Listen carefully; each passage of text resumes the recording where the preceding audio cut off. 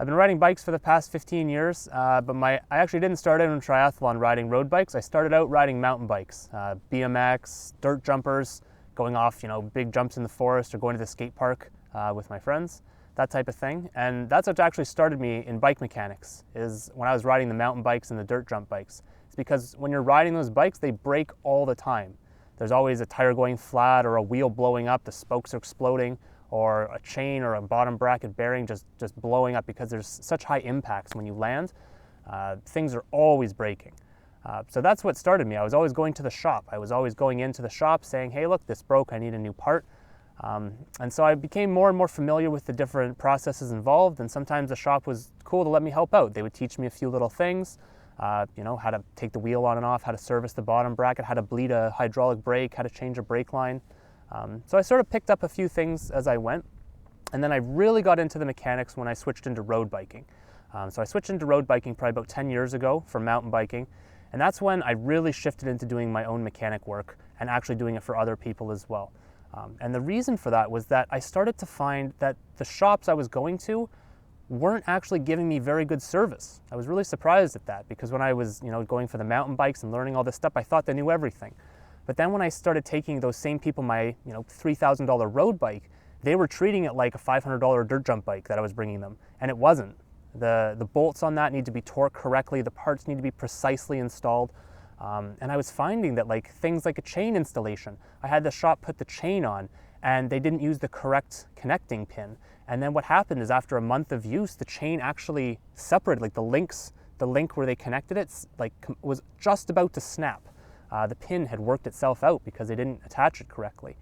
That's a huge safety risk, and that's because they installed it like it was a $10 chain, not a $60 chain. So that was one thing that I was kind of just like, whoa, you should have caught that.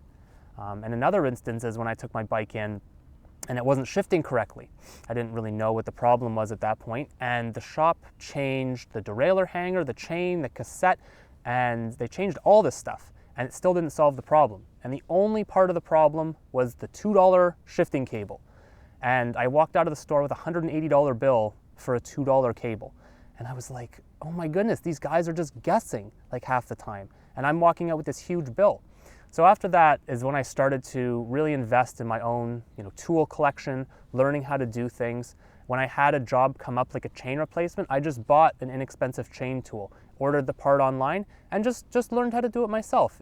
The Shimano parts usually come with instructions on how to do it, and I was shocked at how easy it was to do things like installing a chain, changing a cassette, changing a tire, doing a cable change.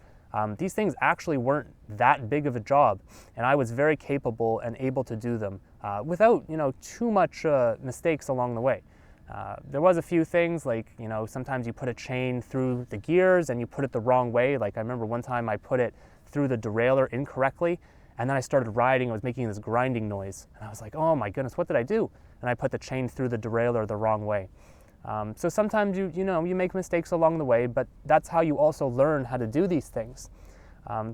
So from sort of that point on, I've been doing all my own bike work up till now. I build my own race bikes, I work on all my own commuter bikes, and then I coach a big group of triathletes and I work on all their bikes as well. And I still don't know everything. I don't know every little job, but I know most of the things now, all of the regular maintenance items, a lot of the advanced maintenance items.